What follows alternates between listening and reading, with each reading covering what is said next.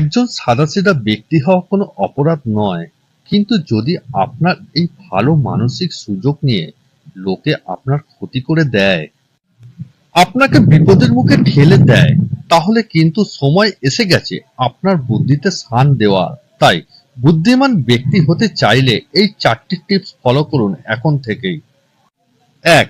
যে যেমন তার সাথে তেমন ব্যবহার করুন। যদি কোনো ব্যক্তি আপনার সাথে ভালো ব্যবহার করে, আপনিও তার সাথে ভালো ব্যবহার করুন। কিন্তু যদি সে খারাপ ব্যবহার করে, তাহলে তার সাথে খারাপ ব্যবহার করতে 2 বার ভাববেন না। ২. খুব সহজে কাউকে বিশ্বাস করে নেওয়াটা সবার আগে ত্যাগ করুন। প্রয়োজন হলে তাকে আগে বাজিয়ে দেখুন। ৩. সবাইকে খুশি করার চেষ্টা করবেন না, কারণ কথাতেই তো আছে, মানুষ যত পায় তত চায়। ৪. অন্যের ওপর নির্ভর হওয়া ছাড়ুন, স্বনির্ভর